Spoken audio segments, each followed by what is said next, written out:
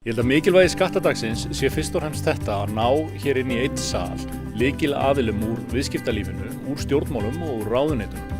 Þannig að við séum öll á sömu blaðsíðu það hvaða breytinga er að vænta á árinu og hvernig viðskiptalífið þarf að aðlaga sig að þessum breytingum. Þannig að því leytinu til segi ég mikilvægi skattadagsins er mjög mikið og það hefur farið vaxandi á undanförnum árum í mínum huga.